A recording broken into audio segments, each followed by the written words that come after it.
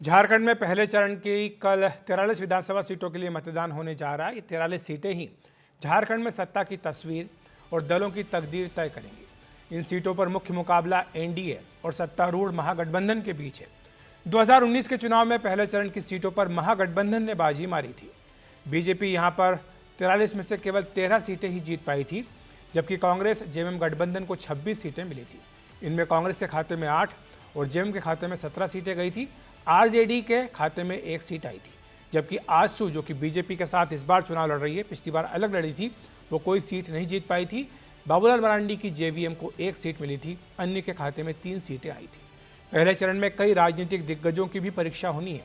इनमें पूर्व मुख्यमंत्री चंपाई सोरेन समेत 4 पूर्व मुख्यमंत्रियों के पुत्र, पत्नी और बहू शामिल हैं। सरायकेला से पूर्व मुख्यमंत्री चंपाई सोरेन चुनाव मैदान में हैं।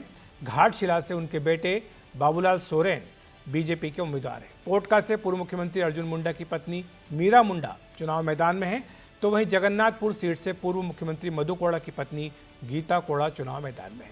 जबकि जमशेदपुर पूर्व सीट से पूर्व मुख्यमंत्री और अभी ओडिशा के राज्यपाल रघुवर दास की बहू पूर्णिमा साहू चुनाव मैदान में उतरी है।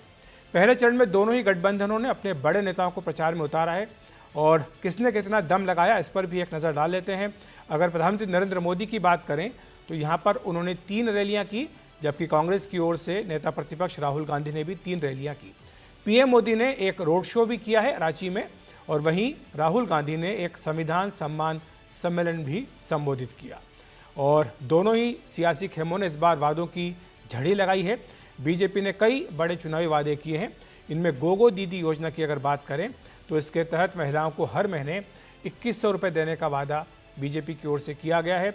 इसी तरह 500 रुपये में एलपीजी का सिलेंडर देने का भी वादा बीजेपी का है।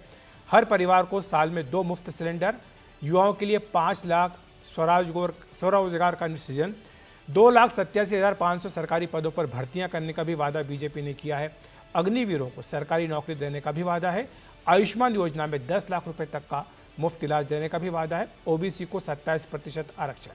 अगर महागठबंधन की बात करें तो उसके पिटारे में भी एक से बढ़कर एक वादे हैं। मैया सम्मान योजना के तहत हर महीने 2,500 रुपये देने का वादा है।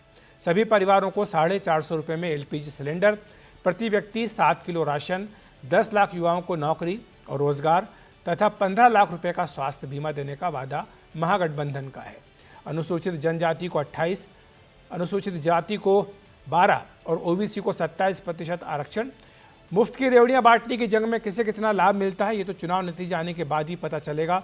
लेकिन ज़मीन पर क्या हालात रहे, पहले चरण के लिए जो प्रचार हुआ उसमें किसने कितना जोर लगाया है और जो वादे किए इनका ज़मीन पर कितना असर है, इसी पर चर्चा करने के लिए हमारे साथ हमारे 4 खास सहयोगी मौजूद हैं, जिन्होंने की चप्पा चप्पा छान मारा है झारखंड में। हमारे साथ मनीष कुमार हैं जो कि जमशेदपुर में है, रांची से हमारे साथ प्रभाकर हैं, हमारे साथ अनुराग द्वारी भी हैं और सिकता देव भी हमारे साथ जुड़ गई हैं।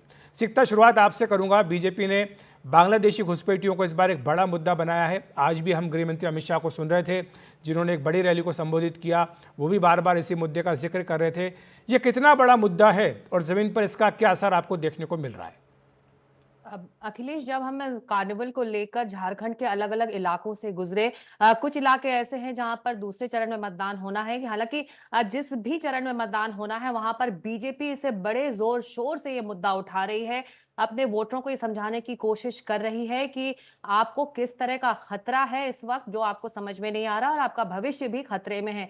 ऐसे में आदिवासियों की चिंता को लेकर बीजेपी लगातार वार कर रही है इंडिया ब्लॉक पर, और ये जमीन पर भी दिखा है। हालांकि ये देखना होगा अखिलेश कि आखिर जिन इलाकों में झारखंड मुक्ति मोर्चा या फिर इंडिया ब्लॉक हावी है, या उनकी जो सीटें हैं, जो रिजर्व सीटें हैं, जो आदिवासी बहुल इलाके हैं, वहां पर वाकई उस लॉयल्टी को बीजेपी एक तरह से उसको अलग करने में या उसमें अंदर घुसकर एक तरह से अच्छा परफॉर्म करने में कामयाब हो पाएगी या नहीं, और रेजोनेट करेगा कि नहीं वो आदिवासी वोटर्स में ये मुद्दा। लेकिन बीजेपी पूरी कोशिश कर रही है जमीन पर कि ये मुद्दा एक बड़ा मुद्दा है जिसे आदिवासी वोटर्स समझें और एक बार बीजेपी को मौका दें, ताकि इस तरह की घुसपैठ को और जो उनकी डेमोग्राफी में बदलाव आ रहा है, जिस पर बीजेपी और तमाम बड़े नेता, प्रधानमंत्री से लेकर उसके जो उम्मीदवार भी हैं बीजेपी के, अखिलेश, वो लगातार अपने बहसों में, जो हमारे इलेक्शन कार्निवल की चर्चाओं में शामिल हुए, लगातार इसी मुद्दे को अखिलेश उठाते रहे। तो बीजेपी के लिए ये बहुत बड़ा मुद्दा है, लेकिन देखना होगा कि आदिवासी वोटर्स में ये रेजोनेट करता है या नहीं।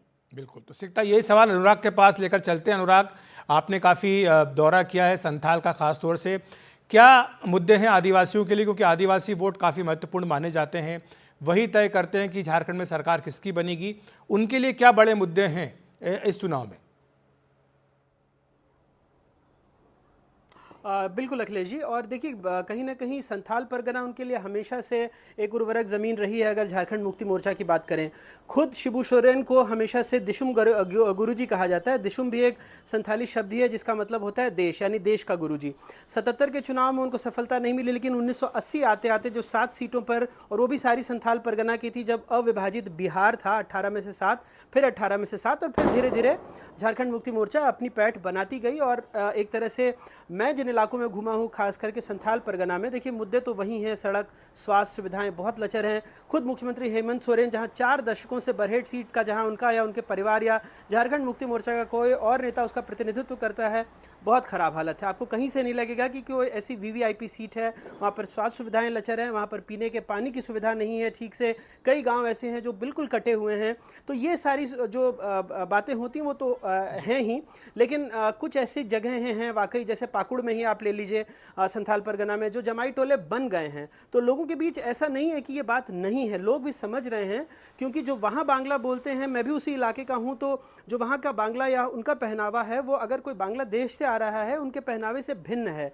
तो खुद देवघर के भी कई इलाके हैं, या फिर पाकुड़ का इलाका कह लीजिए, साहिबगंज के कुछ इलाके कह लीजिए, या दुमका के पास आसपास के इलाके कह लीजिए, वहाँ पर ऐसी चीज़ें थोड़ी बहुत दिखने तो लगी हैं। और बीजेपी जितने ज़ोर शोर से इस मुद्दे को उठा रही है, तो कुछ लोग इसकी बातें भी करने लगे हैं, लेकिन मूल मुद्दे, जैसा मैंने कहा, कि वही सड़क, स्वास्थ्य और शिक्षा, ऐसे मुद्दों पर, रोजगार के मुद्दों पर, जैसे हमने एक लंबी दूरी उन लोगों के साथ तय की जो आज भी मैं अपने बचपन से देख रहा हूं कि साइकिल में कई क्विंटल कोयला लादकर लंबी दूरी तय करते हैं ताकि 2 वक्त की रोटी कमा सके। आज भी वही हालत है, तो बदला क्या है? बिल्कुल, तो बुनियादी मुद्दे अब भी हावी हैं। हमारे साथ मनीष भी है। मनीष जमशेदपुर में है।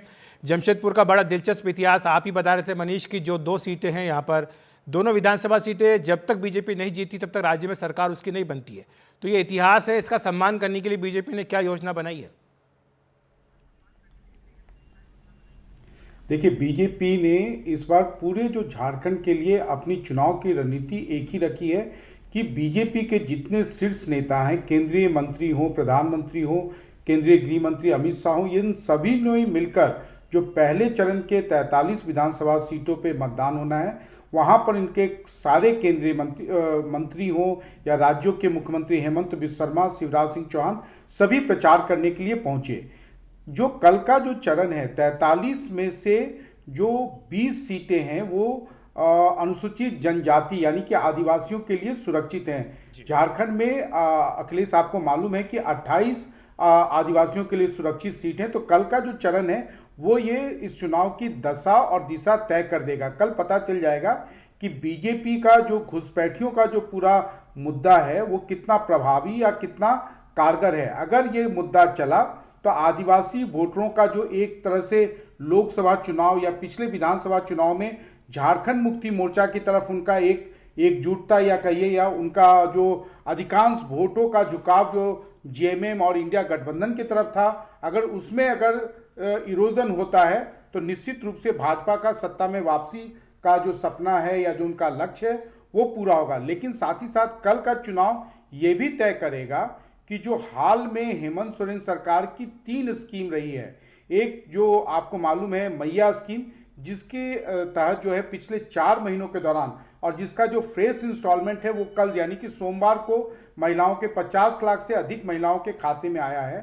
अगर वो उनका तुरुप का पत्ता है, वो कहते हैं ट्रम्प कार्ड है उनका, अगर वो चल गया तो निश्चित रूप से हेमंत सोरेन सरकार शायद पहली सरकार होगी जो सत्ता में वापसी कर सकती है। और साथ ही साथ झारखंड में इसके अलावा इस सरकार की 2 और बड़ी स्कीम रही है। एक यहाँ बिजली का जो बिल माफ किया गया है उसका भी जमीन पर जो है खासकर ग्रामीण इलाकों में काफी असर दिख रहा है। और एक आबुआ आवास है जो कि एक तरह से प्रधानमंत्री आवास की तरह का स्कीम है, जिसके कारण आप गांव में जाएंगे तो हेमंत सोरेन सरकार के खिलाफ उतनी ज्यादा एंटी इनकम्बेंसी प्रचार के दौरान तो नहीं दिख रही थी। अखिलेश, तो यही सवाल प्रभाकर आपसे भी मनीष बहुत दिलचस्प इतिहास बता रहे थे कि जमशेदपुर में जो दोनों सीटें जब तक बीजेपी नहीं जीतती तब तक वो राज्य में नहीं जीत पाती, लेकिन झारखंड का ये भी इतिहास है प्रभाकर की जो सत्तारूढ़ दल होता है वो बहुमत के साथ दोबारा सत्ता में वापसी नहीं कर पाता। तो ऐसे में जेएम कांग्रेस के सामने क्या चुनौती रहेगी?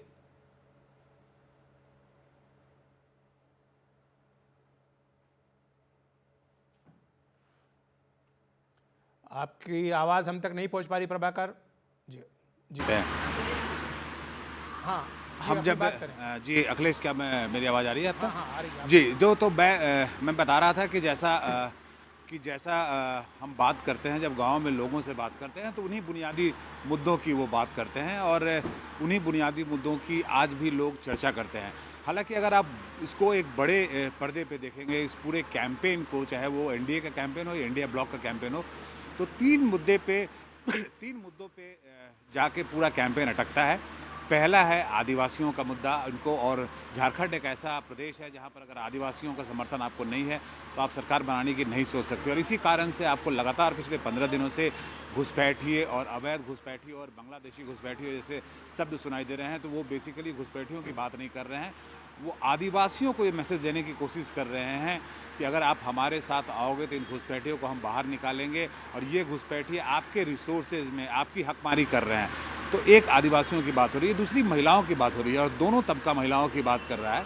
वो चाहे 1000 रुपये मैया सम्मान योजना की बात हो, चाहे बीजेपी का 2100 रुपये देने की बात हो, या फिर उसके काउंटर में जेएमएम का 2500 रुपये का ऐलान हो। महिलाओं के खाते में पैसे जा रहे हैं, महिलाओं को लुभाने की कोशिश है। और दूसरा एक बड़ा ऐलान जो बीजेपी ने किया है वो 1 रुपये में ज़मीन की रजिस्ट्री। अखिलेश, हम सब समझते हैं अगर हमारे घर में ज़मीन हो या मकान हो, अगर घर की महिलाओं के नाम पर रजिस्टर हो तो वो एम्पावर्ड होती हैं उससे। और इस योजना का यही लाभ है कि लोग वो रजिस्ट्री फ़ी बचाने के लिए अपने घर की महिलाओं के नाम पे प्रॉपर्टी देंगे, जिससे उनका एम्पावरमेंट होगा। और तीसरा जो तबका है जिसे दोनों टारगेट कर रहे हैं वो बेरोजगार एक बड़ा तबका है, जिसमें ये 5 लाख स्वरोजगार की बात कर रहे हैं, 1 लाख प्रति ईयर स्वरोजगार की बात कर रही है बीजेपी। जो ग्रेजुएट अनएम्प्लॉयड हैं उन्हें स्टाइपेंड देने की बात कर रही है 5000 रुपये। तो इन्हीं 3 मुद्दों पे आप देखेंगे, चाहे वो नरेंद्र मोदी हो, अमित शाह हो, बड़े नेता हो एनडीए के, या फिर इंडिया ब्लॉक के बड़े नेता हो, वो इन तीनों मुद्दों पे लड़ रहे हैं। और जैसा हम अभी बता रहे थे, आपका कल का जो चुनाव है वो बड़ा ही दिलचस्प होगा और डिसाइसिव होगा कल, क्योंकि बहुत सारे जो ट्राइबल बहुल क्षेत्र हैं वहाँ पे चुनाव होना है।